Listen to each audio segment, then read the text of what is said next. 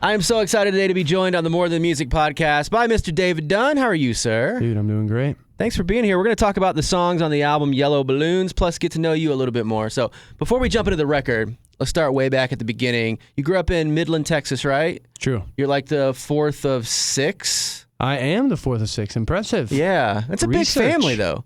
That is a lot of Dunns. Yeah. Yeah. And they are progressively growing in size. So I've got 3 brothers and 2 sisters. They're all married, and they have literally pumped out an entire herd of children. Except you. Except for me. Yeah. But I don't know if you knew this. I think I was talking about it a minute ago. Yeah. I'm getting married. You're getting married soon? Yep, in like 2.5 weeks. Now, will you immediately try to jump on the kid train, or are you going to be like me? I've been married like 5 years, no kids yet, and I love it. Love it. I don't necessarily want to even think about it. Yeah. This is a big thing for me already. We've been dating for 5 years, so this is the culmination of me kind of, to be honest with you, one thing at a time, getting over the cold feet bit. And so as soon as you mentioned that just now, I started to sweat a little bit. So I would say probably, but I don't know. Well, with a big family, look, your siblings have that taken care of. Like, They do. They got grandkids already, okay? Yes, but so what I have learned about marriage is that it's not just up to me. Yes. So if it was, I could give you a concrete answer, but the fact of the matter is that there is a secondary party involved. True. And I don't think that she wants to do a lot of daddling. Yeah. Daddling? Diddling. Dilly-dallying. Yeah, there we go. That's what we used to say in Georgia. Nailed it. Yeah. Well, you've been dating for 5 years, is that right? I dated my wife for 7, so... Attaboy. We like to date for a little while. The slow and steady before we see what's the up. race. Except I did meet my wife in high school. So... Okay, a little different. Yeah, a little different. I wanted to make sure I could, like, at least afford life and not stay at home with mom and dad. Right. Before I got a wife. Okay. Yeah, that's a little bit more noble than mine. Yeah? Mine was just a little bit of panic. Cold feet. Yeah, to be honest with you, it's because I like my life. I like the way I get to do things. I like my independence. I think marriage is really valuable, but it's always something that I'll do later because I enjoy what I'm doing now. And I enjoy every facet of my current existence and the massive responsibility of being married and the massive amount of effort that I assume is going to have to go into making this thing work. Those are all things that I know are worth it, but I could, because I was capable of putting it off. Yeah. And so that's now culminated in it's just time, it needs to happen. Yeah, that whole change is scary, man, because like now you're immediately responsible for someone other than you. You know, you have to you have someone else to take care of. Livelihood. It's like a whole nother person. And it's not even taking care of them. It's the fact that, because I'm already starting to learn this. She has like started already with my house. She's already started to like tinker with things, which normally I would be like, oh, that doesn't matter at all. I don't care about that. Yeah. And even though it's like for the better, the fact that it's no longer mine. Yeah. I'm like kind of having a problem with it already. Like I'm having to talk myself out of being annoyed, even though things are like getting better. You know, I'm a bachelor, and so most things are kind of crappy at my house. And she's like kind of taking things and like, this is the way they're going to be when we get married. And so she, makes them better. And I like, this is we don't have to talk about this very long. I've just like started to introspectively look. I'm going to write some songs about this. I can guarantee it. But I'm learning how selfish I am already. I'm not even married yet. and I don't even have another person living in my house. And I can already foresee that I'm going to struggle with the fact that my life no longer just belongs to me and God. Yeah. Yeah. Now, I think most guys do struggle with that. I don't know if women necessarily do. It didn't feel like my wife did, because as soon as we got out of high school, she was like, let's get married. And I was like, whoa, hold up. It's not that I question our love for each other, but that's a big task to take on. Yeah. It's a lot of responsibility. And plus it's like, it's your whole life. Right? It's forever. It's a forever thing. Yeah. So that's a pretty big deal. That change is, I think it's tougher for guys than it is for women. I think so too. Yeah. your brothers and sisters, man, they've got the kids thing taken care of. But when you were growing up, what was that like with so many siblings around? I mean, I'm the youngest of 3, but my siblings are significantly older than me, so I basically grew up an only child. I mean, obviously you had siblings all around you. What was that like for you growing up? So it's 2 years between the top all the way to the bottom. 2. Wow. All the way down to 6. Like they clockworked it all the way down. Not on purpose, by the way, which is also terrifying. And that's sort of the theme in our family. Yeah. Is Dunns are accidentally fertile. Yeah. Which is double doses of terrifying. Yes. Let's not talk about that either because it makes me nervous. So I growing up, it was a madhouse, right? It was just, I mean, we talk about the stories now, and it's a different world we live in currently. It must have been than when I was a kid, because we were literally like 6 feral children who just ran amok.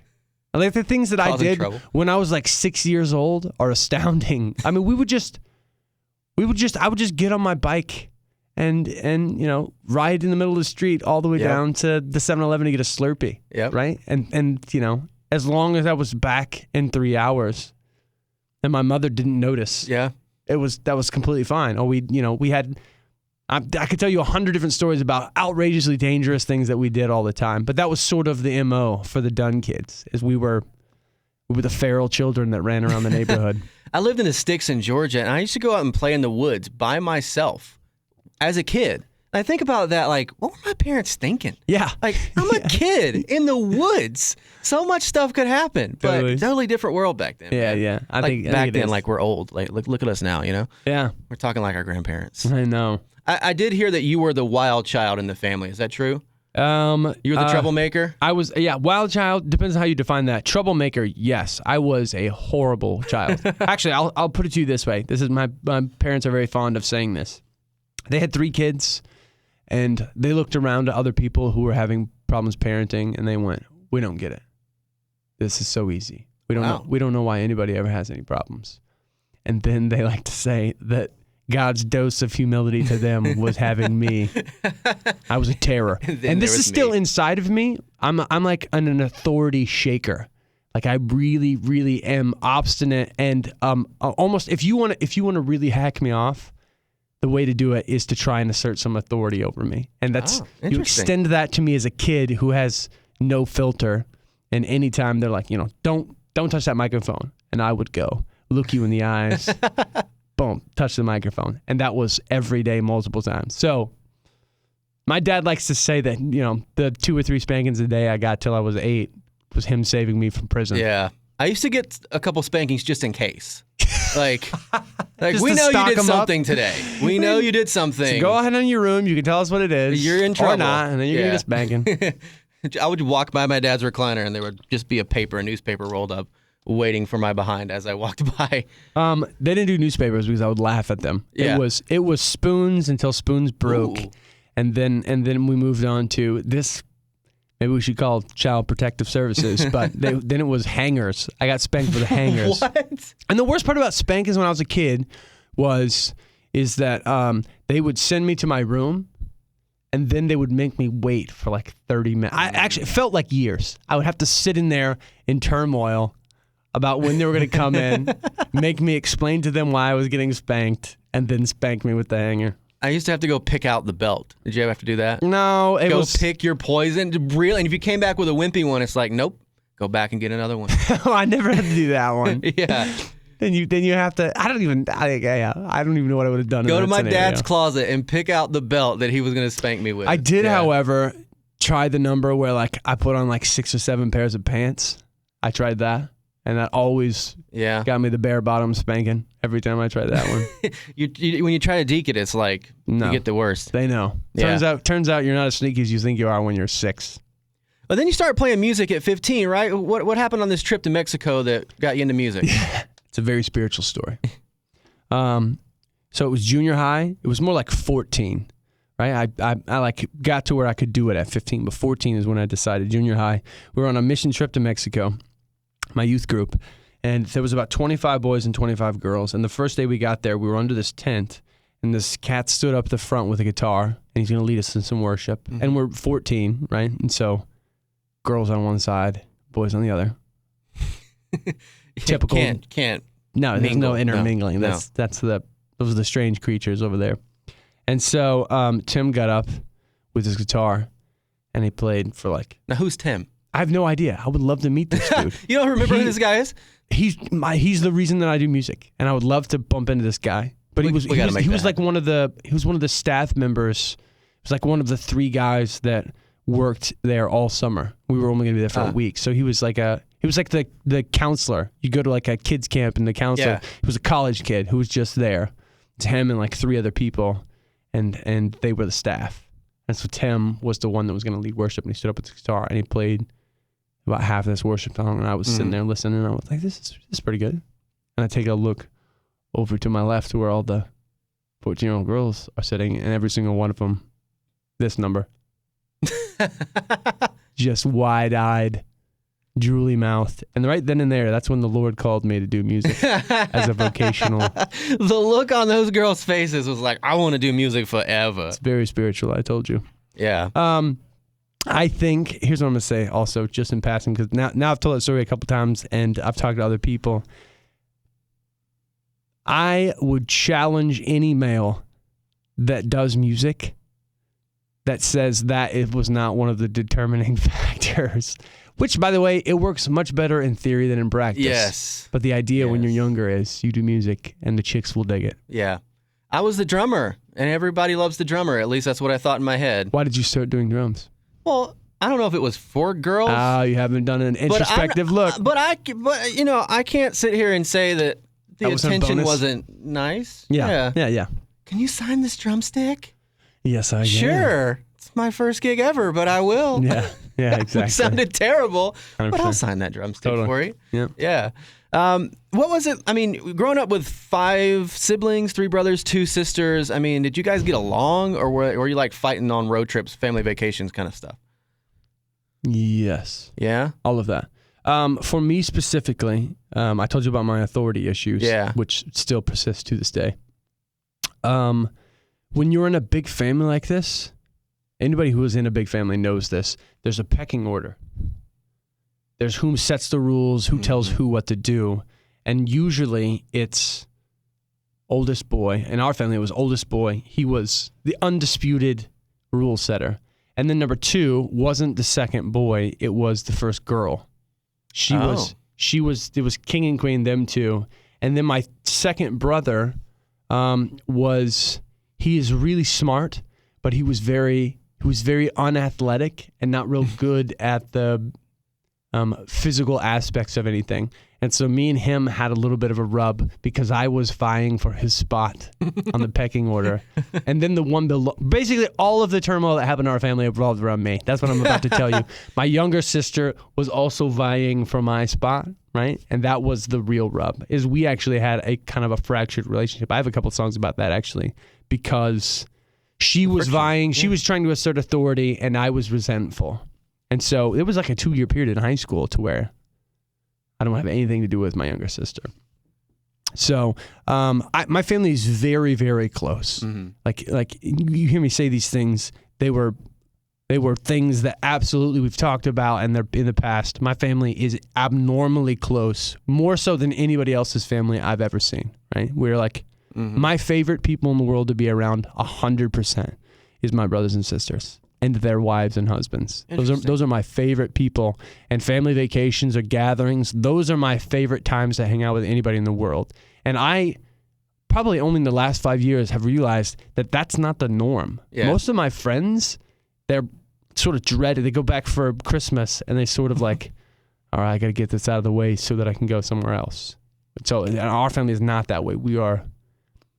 Everybody in the family, I think, would say that same thing. Yeah. My favorite people in the world are my brothers and sisters. I enjoy my family, but because my siblings are significantly older than me, like my brother's 19 years older than me. My dad is that way. And my sister's 15 years older than me. We don't have a lot in common. It's almost like we grew up, we had the same parents, but different generations, right. You know? It's almost like uncles. Yeah. It's like uncles and aunts. Yeah. That's how my dad is. My dad is, 62? And his next brother is 18 years older than him. That's great. 18, yeah. I mean, he's got an 86-year-old brother. So by the time I was old enough to know I had siblings, they were out of the house and they were just, it was me and mom and dad. I grew up like an only child. That's like a different deal. Yeah. Yeah. Completely different. So when I go home for Christmas, I enjoy my family, but it's not like we go hang out because we don't have a ton in common, Yeah. Like we don't like. If you enjoy your family, I still think that is outside the norm. I think most people put up with their families. When I say their family, I'm talking about their siblings. Right. Their mom and dad, usually they're in a different category, but their siblings usually are people they put up with. Or there's something that's gone wrong and they're holding it against each other and they don't want to have anything to do with it. And I hear that story all the time and I'm baffled by it. Yeah. Only because I can't imagine my life without these people. Mm-hmm. Even though they live in Texas, I live in Nashville. We're nowhere close to each other. But these are the cornerstones of my existence. It's my faith, Jesus, and my family. Even though they're not here, that's the way it works with me. So, did you just recently go on vacation with all of them too? Yeah. We just went to Florida, watercolor. Yeah. Family vacations still exist, man. We do it, man. Like every 2 years, and it's literally. I mean, there's like how many of us now? I can't even remember. 30 something, including nieces and nephews, and my fiance came this time around. Was delightful. Now, when you got into music at 15, did you know at that point that you were going to make a career out of it? No. Because you were also into sports too, right? Didn't you I have wanted a basketball scholarship? I wanted to be Michael Johnson. Not Jackson. Well, later on, Michael Jordan. Yeah. Yeah, until I, realized that I'm short and can't jump that high. But didn't you get a basketball scholarship? I did. Yeah. I went to Montana come on Tech. Now. You're being humble here, I guess. You had to be pretty good to get a scholarship. I was good in high school. I went to a private school, but we won state in Texas twice in 2A, which is nice. People who don't know Texas sporting, that's like third from the top. 5A is the biggest, 2A's the middle, 1A's the bottom. So we won state when I was a junior, and then we were supposed to win again the next year, and we blew it. But I went and took a scholarship up in Montana, played ball for up there for 2 years. This is a very long story. The short version is I went to, this was basically a D2 school, right? And it was a failing program, right? They were really horrible. And subconsciously, I wanted to, in hindsight, I realized all of this. I wanted to go somewhere that had a poor program that really needed me because I wanted to be a big fish like I was in high school. And the issue with that is that I went to college to play basketball and I was a massive disappointment to everybody that was there. For like sports, it was really because I was a head case. I was really good when I had the ball in my hand and I could score it, but I had no idea how to play with a team. And that turns out that's a big deal when you play basketball. Team sport, yeah. So I did 2 years there and then I quit and came back to Texas. And then you went to Texas Tech to be an engineer, like totally different. Well, I did engineering in Montana as well. Yeah. So I was just continuing my Totally education. different from music, though. So you were pretty set on being an engineer. Obviously, you went and got a college degree for it. You know what? I was just talking to somebody about this yesterday. I'm from Midland, Texas, right? Which is the middle of oil country. And so when it came time to choose a degree, I don't recall ever even having a conversation about what I was going to do. It's just what people did. I'm petroleum engineering. Yeah. So I went to school and I did petroleum engineering. I have a vague recollection of being like, Dad, what should I do? And him being like, what do you want to do? And me going, I don't know. And he goes, well, you should do engineering because you can do a lot of things with engineering. And I went, all right. I think that was the extent of my decision-making tree. Yeah. Yeah. And then once you get into it, if you change, anybody who's been to college knows, if you change majors, it costs you a whole bunch of money and you wasted a whole lot of time doing whatever it was you were doing before. So I don't think I would have done that anyway, but I don't know if I really ever wanted to be an engineer. I liked it. Yeah.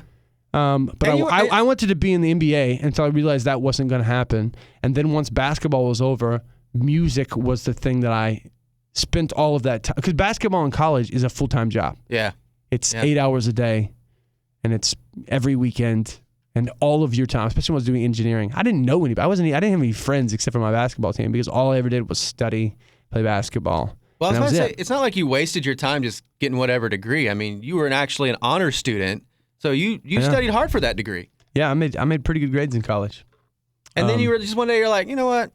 I mean, you obviously were playing music in college, but what made you go, no, I'm not going to do the engineering thing. I'm going to do music. So I started writing and did like a really terrible recording when I was in college, and my friends were sweet enough to buy it. So that was kind of the kickoff for me, as I went, oh, people will actually listen to what I'm doing.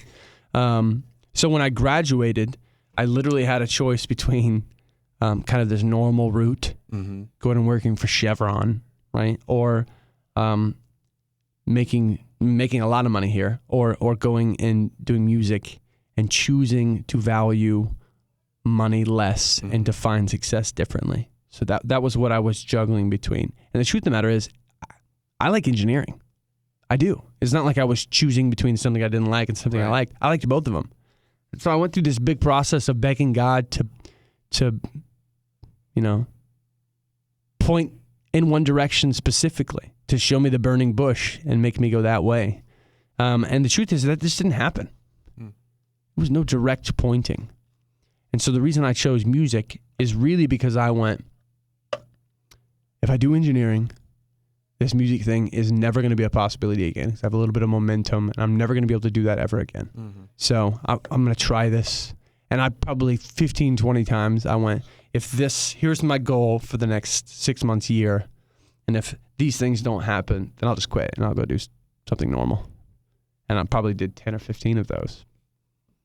I still do those, for goodness sake. Like to me, there's still there's tangible things that I want to have to be able to accomplish. And if I'm unable to do them, then I go, well, then maybe I should do something else. And it's not usually going back to engineering now. It's like, here's the other thing that I should do in the music industry. So it's like a constant evaluation of what you're doing based off how things line up, right? Yeah. A lot of this is just me talking. Because I'm an incessive worrier when it comes to my career. And mostly what I worry about is whether or not what I do matters. That's the main thing that I worry about. If I'm writing these songs I think are important, and they A, either aren't, or B, nobody cares, either one of those two things, then I don't want to do this anymore. That's the way I think about it. So I'm usually evaluating on those two tangibly to see whether or not they are happening or not. And then there's a point you went to Africa for over a year, right? Like that's true. 13 months out of college, right? So that was the period of time to where I was trying to decide which one of these two things I was going to do, right? And instead of choosing, help you decide I'm going to Africa. Instead of choosing, I went to Africa for 13 months, to kind of put the decision off. That actually, while I was begging God to give me the burning bush to show me one of those two things, that was really what he gave me the burning bush towards. It's one of the only times in my life the Lord has specifically told me, do this thing. I can only think of one other instance where that has happened, where I've gone, all right, I'm the least likely person you would ever meet to go to Africa and be a missionary for a year. I don't like to be sweaty. I don't like to be dirty. I like air conditioning and modern conveniences. Amen, brother. Preaching. Running toilets are a pretty big deal to me. I'm not like the guy who goes camping and pretends like I don't have a bed at home. I'm down with that. Yeah. So going to Africa I was not super stoked about it. And to be honest with you, it was the most miserable year of my life. Interesting. It was awful. It was awful for a host of reasons. The ones that kind of are easy to talk about is I got malaria and blood poisoning. I almost died like 4 times. My body did not like Africa. I would say that. I read that you got malaria and I was like, what? Like, you don't hear of like people coming back from that a lot of times. I mean, I'm like, it's like one of the biggest killers ever. In the history of humanity. But I didn't die, which was... You're here. Here I am. Making music. And I also don't have any hangover, right? Lots of times people get malaria and then they have it. Like symptoms the rest of their life. Yeah. I think only that usually only happens when like you live in a third world country and they don't have the medicine to pump it out of you. Yeah. From what I've heard, I was also worried about that until I got home and I was like, I got malaria. What do I do? And they were like, we'll check you. And there was nothing there. You'll be fine. Yeah. They said, you'll be fine any way it goes. Yeah. So it wasn't just that. I think one of the main reasons it was very difficult, and also now in hindsight, the best year, the worst at the time and best in hindsight, is because what I went over there to do was a massive failure, right? I was trying to do microfinancing, which is basically small scale loans to try and end the poverty cycle. And I was awful at it. I had no idea what I was doing. Africa's a different world. It's a culture of people who think differently, right? That sounds kind of small, but it's massive. It's to the extent of like things we take for granted. You and I are sitting here talking back and forth. This is not the way that they converse with people. This is not the way they relate. Exactly what we're doing right here. This is cultural. Us talking back and forth is cultural. I didn't realize that. I thought it was just humans. But the way that they're even friends over there, or the way that they conduct themselves, right? I had to learn that. It took me 6 months. And so I was the only Westerner. So I was outrageously lonely. Yeah. Because I could figure out how to be friends with these people, but on their cultural grounds. But they couldn't do that back to me. So I was literally... humor is a big deal to me. This is another good example. Humor is a really big deal to me, right? That's what I enjoy doing with my buddies. Yeah. Is sitting around cracking jokes and laughing at whatever it is. In Africa, that I found out it's cultural. Humor is cultural. And I spent a year without laughing. So like, I've been to Africa. I've been to Ghana. We went there with Compassion International. I guess, we were only there a week, but you were there for over a year. So and if I would have gone with even just one other person from the West, I think it would have been a completely different experience. Yeah, we're there with a team of people. Yeah. You literally went by yourself. I lived in a hut, slept on the ground. Wow. It was a lot. Dude, that's a big deal, like right out of college. Like discovering yourself, trying to figure out what you're going to do in life. Totally. I'm going to go to Africa by myself. That's that's a big deal. Yeah, it's a lot. The reason I think it was the best, to full circles here, is because the most important lesson I think I've ever learned in my life, I learned while I was there. And it was because of that I continue to do music, to be honest with you, right? I learned how to fail while I was in Africa, which is a strange thing to say, I know. But it is actually, my entire life up to that point, have been doing everything I can and explaining every failure away to make it to where I had always done everything and succeeded, right? And when I went to Africa, it was all on me. I failed at this thing. There was no explaining it away to somebody else. It was a massive dose of failure. And that had never happened to me before. In my own brain, I failed as a basketball player 100%, but I blamed it on the coach. Like, it absolutely was not the coach's fault. It was partially him, but it was mostly me being a head case.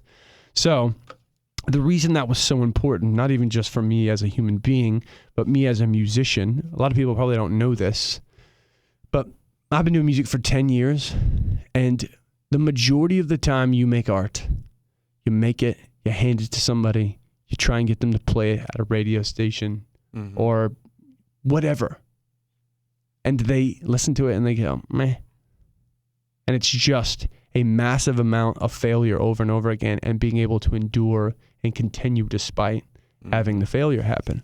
And I would have quit music the first month if it had not been for music. I mean, for Africa, excuse me. If it had not been for Africa, I would have quit music, because failure is not something that I ever considered to be worthwhile.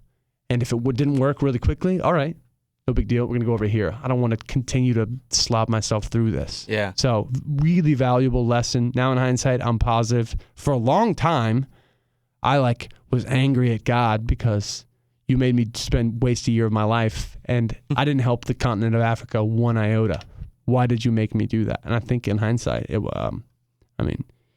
Africa did a whole lot for me. Yeah. Even though I probably didn't help Africa any. Who knows? Maybe I did. But I probably didn't help Africa any. But Africa was really, really good for my soul. I heard, talking about making art and everything, I heard Natalie Grant put it this way. She's like, you pour your soul into an album, and this is like a piece of you. And then basically what you're saying is, here, judge me. Yeah. And sometimes you don't get the response that you want to hear back off your piece of art. It's not even sometimes, it's most times. Yeah. Is that it's a whole lot easier for somebody to say meh than it is for them to go, oh, that's amazing, right? And it usually doesn't take the form of somebody going, this is the worst. Yeah. It's usually like, I'm not interested. That's usually what it is. Yeah. And you just bore your soul in this piece of art. It's even like, this is the best I can do. Yeah. And them going, it's not good enough. Yeah. It's not good enough. Right? That's what art is being able to, that is what art that you're trying to expose to people is, because it's opinions. And what you do is or is not the best thing. Yeah. And rejection is actually the majority of what you get. And I think it's almost in anything, even business related. I think people who are starting up businesses, the majority of what they do is handle rejection, handle failures, tiny amounts of failures. So an invaluable lesson that was awful to learn. That's what I would say about Africa. So I praise God for it now in hindsight, but I was pretty mad at him right after it got over with. Well, jumping into this piece of artwork here, because I really do. I really did enjoy this album as I listened through it, preparing for this interview. You had to say that. I didn't have to say that. I guilted you into saying it. If I didn't like it, I wouldn't have you on the podcast, David. Oh, great. Hey, man. No, you're here. That's a tangible. You're good. I like it. The first song is Kingdom. So what's the story behind it? Well, let me give you an overview of the record first. So the way that I write songs is, if you listen to this album, you're actually getting like a snapshot into my existence for a period of time. And that's how all of my projects, all of the last 3 projects that I've done have been. You actually are looking into my life for some period of time. So with this one specifically, the thing that was weighing on me, I told you about my family a lot earlier. The thing that was weighing on me was about 2.5 years ago now. I was in Midland, which is crazy. I'm hardly ever there. That's where my entire family live, all of my brothers and sisters, all my nieces and nephews. I was there playing a show with Unspoken. You guys probably know Unspoken, good friends of mine. And before we're going to go sound check, I was making the rounds, seeing my 1,000 nieces and nephews, right? Going to each of the individual houses. And I went over to my sister's house, my older sister, and she had 2 little girls, a 2-year-old and a 4-year-old. And I played with them for a little while, and then I was going to go check. Right, so I left, and they went down for naps. And the 2-year-old didn't wake up from her nap.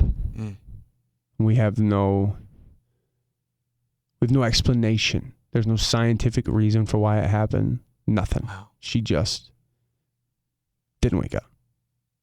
Right, and it's a little bit more convoluted than that, but in general, that's what we came away with. So, it has, when something like that happens, there are a lot of things to deal with. And with a 2-year-old, it's very, very difficult to look to God and say, you work all things together for the good of those who love you. If somebody's at 80 dies, all right, we'll celebrate that guy's life. He lived 80 years. Somebody that's 60 dies. Somebody that's 20 dies, you can even do that. But a 2-year-old, she's like a year into cognizance to where she realizes, I'm alive and these are my people. So it's very, very difficult to put any sort of good spin on it. So during the writing process, that's what's weighing on me, right, when I'm writing for this record. That's where my brain is and my heart. And to be honest with you, I'm the kind of person that when something really painful happens, which is only a couple times in my life really, I like slap it in a drawer and I close it and pretend like it doesn't exist until it doesn't hurt anymore. And really what I did is I raked myself across the coals because I had to keep opening the drawer because what I do is right about me. So I kept raking myself over across the, and honest, I'm still doing it right now. I didn't actually put that together either. I was going to have to talk about all this afterwards. So, 2 concepts sort of emerged that really encompass the entire record. And those 2 concepts are songs about little kids and songs about heaven. Those are like the 2 places that my mind was because of, her name is Mariah, by the way, 2-year-old. And by the way, a yellow balloon is the reason the record's called that. A yellow balloon is traditionally something you let go at a child's memorial service. That's why the record's called Yellow Balloons. So Mariah Dunn. Mariah Wimberly. So Kingdom is one of the songs of me thinking about heaven. And specifically when Jesus talks about the kingdom of heaven in the Bible, right? In every one of his parables, basically in all of the Gospels, when he talks about the kingdom of heaven, he almost always is referring to not a place that exists in the future, but a place that is currently here. And so I like, that always confused me when Jesus said the kingdom of heaven is like, and then he'll explain this weird story.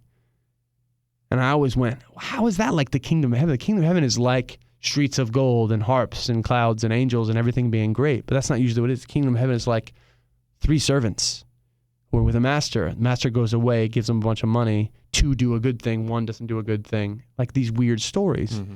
And so it's me trying to compile what's going on with the kingdom of heaven. And here's what I came to is that the Lord's Prayer it ends this way. And I think this is the kicker for me about what the kingdom of heaven is thy kingdom come, thy will be done on earth as it is in heaven. Thy kingdom come, thy will be done on earth as it is in heaven. And to me, what that says is the kingdom of heaven and all of these stories, these parables, the kingdom of heaven is any place that the Lord's will is done. It's not just a location, right? It's not just a location. It's a place where God's will is done. And so we actually are bringing heaven to earth by following Jesus the way that he asks us to. We're actually bringing the kingdom, the will of the Lord to earth. We're tiny pockets of the kingdom by following him. So that's what the kingdom is it's redefining heaven as not just a place in the clouds, but it's a place where God's will is done. So that's that song in a nutshell. Yeah. That's what the bridge is, the Lord's Prayer, is because that was the breakthrough for me.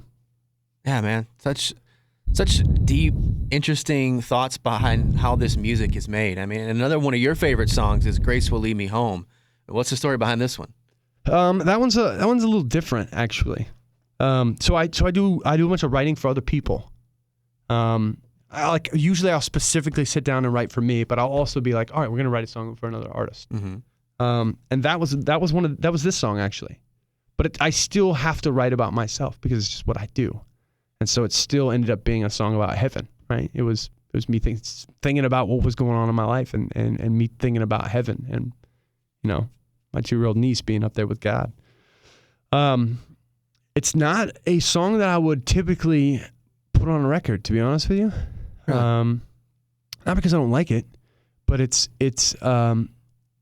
less of a here's what's my life, here's what's going on in my life, and it's more of an upward praising God song, which is great.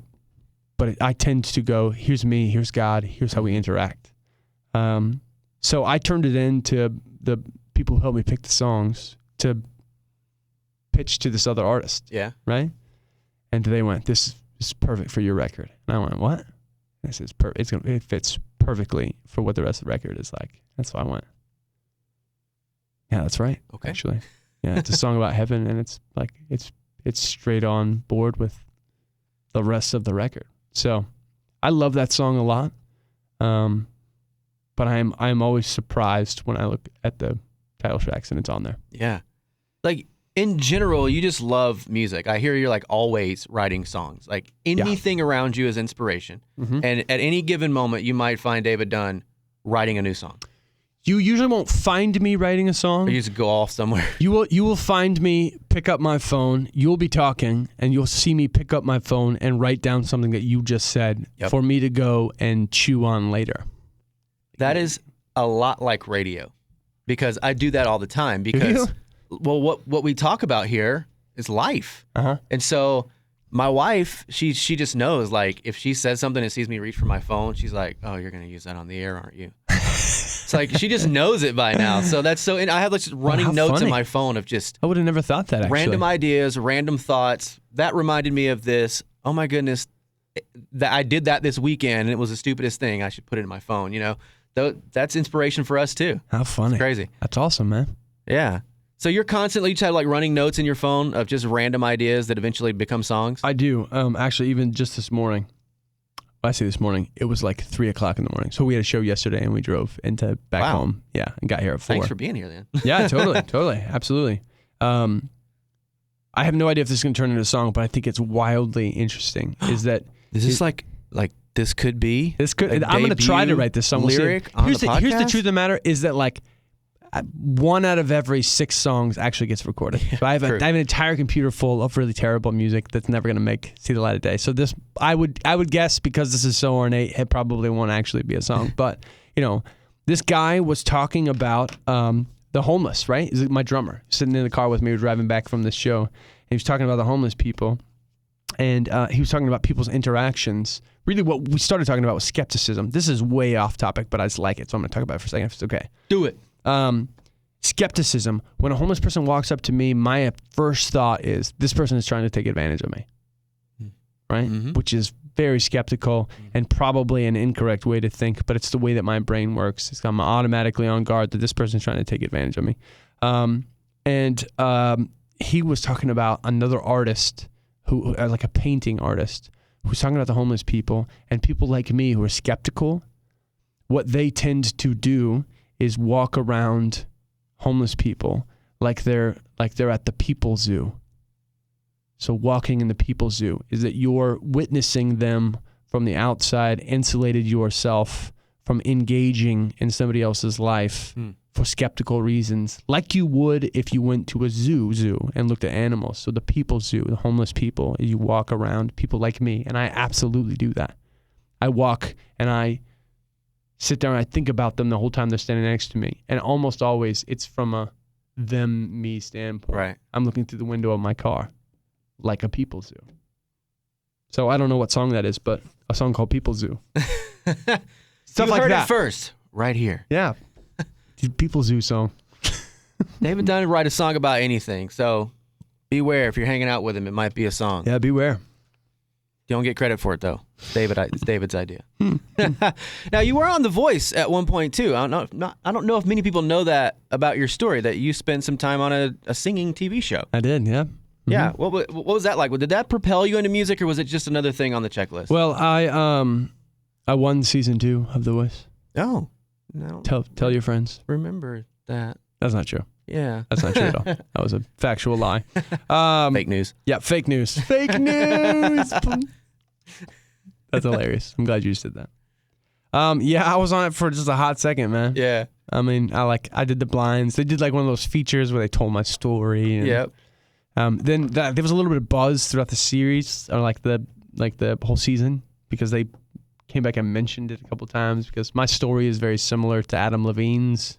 So Adam Levine tweeted about it and stuff like that. But it was a really fun experience. Yeah. I still have some really good friends from the show. Oh, cool. Because it was that one episode, but I spent a month in Los Angeles filming for it.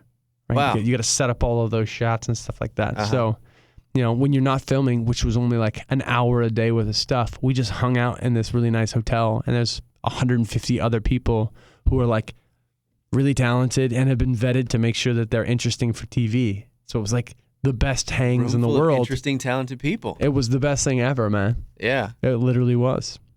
Dude, I can't even imagine like maybe who you met and where they are in their career now.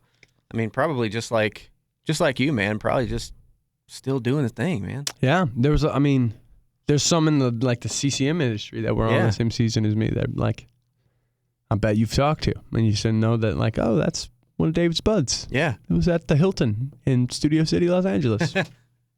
And jumping back into your music, the song I Don't Have to Worry. Take us behind the scenes on this one and where you were when you wrote it. Okay. Worry is me thinking about kids again. Specifically, Vacation Bible School.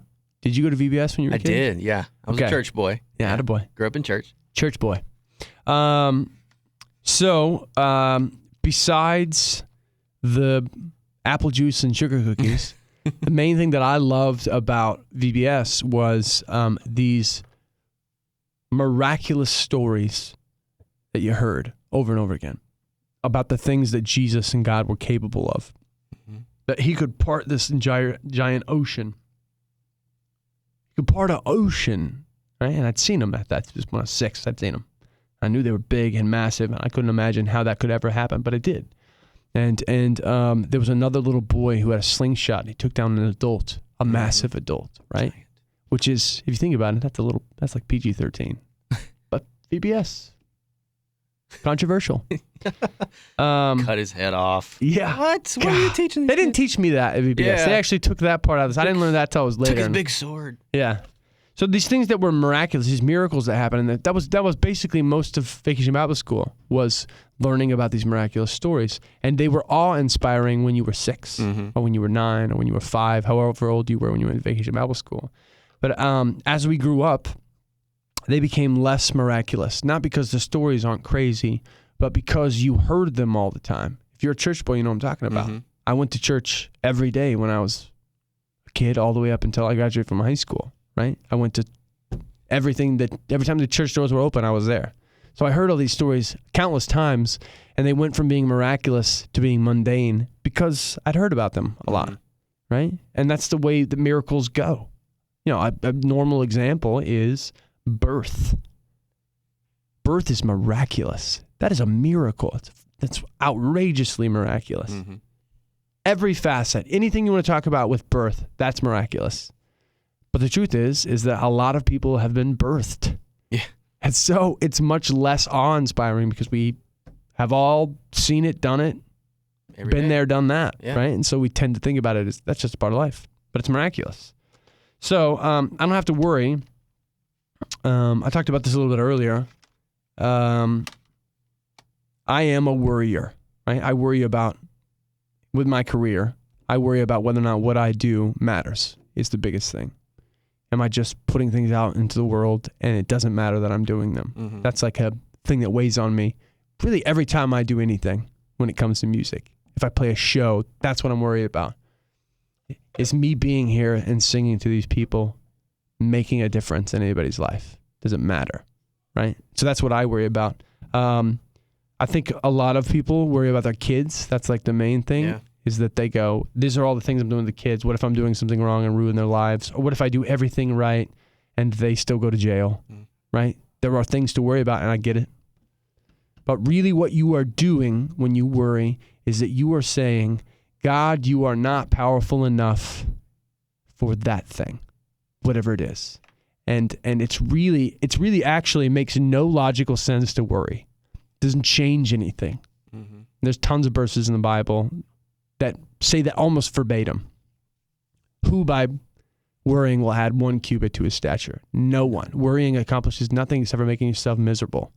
And we do it anyway because we're obsessed with controlling our own existences.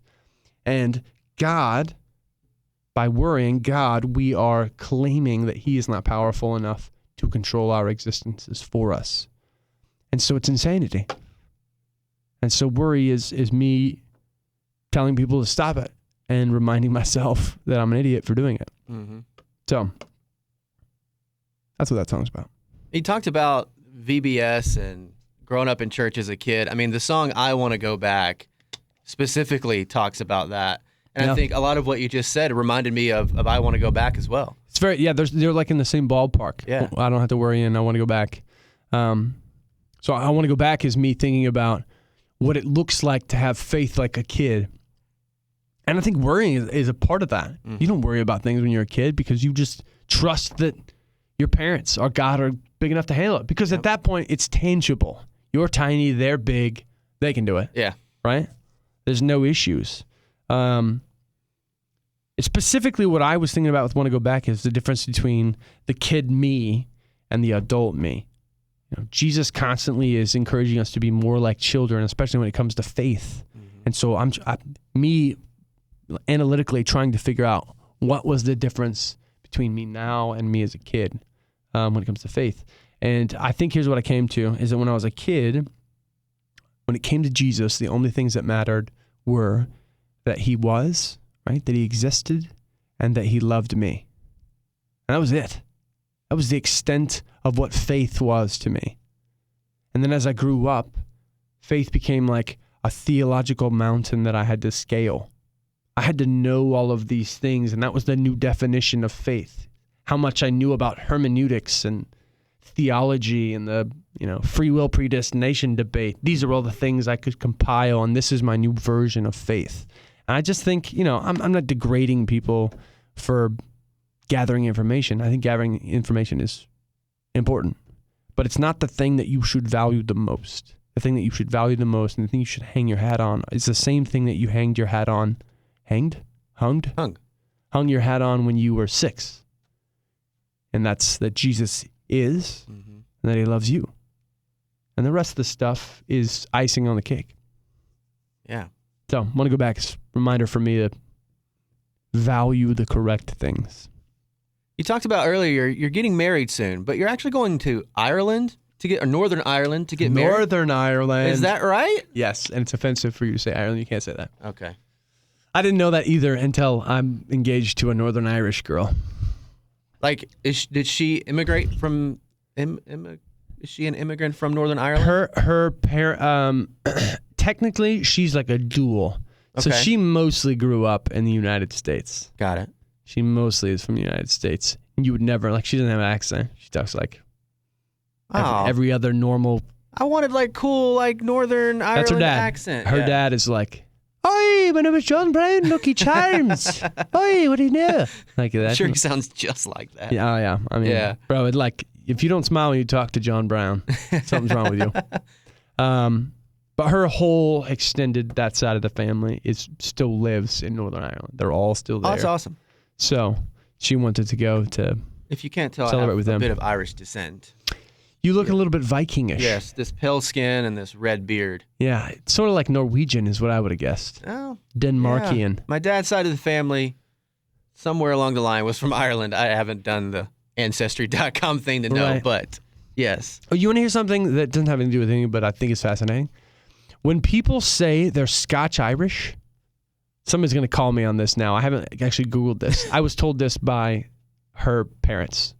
Irish, Northern Irish. When people say they're Scotch-Irish, which my dad has been saying for years, he's Scotch-Irish, so I'm Scotch-Irish. There is no Scotch-Irish. It's not a mixture of Scottish and Irish. No. They're saying they're from Northern Ireland. Scotch-Irish is Northern Irish, but for some reason they started saying Scotch-Irish. It's actually just Northern Irish. So if you are Scotch-Irish, whoever's listening to this, you're from Northern Ireland, or you hail, your ancestry hails from Northern Ireland. Been getting it wrong this whole time. And it probably means that just like my heritage, your family were criminals too. Who were sent to America. Dude, I am so grateful you took time out of your busy schedule. You're hitting the road soon. I mean, you got to run a shows and then you're getting married. So thanks for taking the time to sit down with us and chat. Dude, thanks for having me. Before I let you go, I just want to, someone told me that when you were on tour once, you split your pants on stage. So wear some good pants on this next run of show. Okay. I will neither confirm nor deny.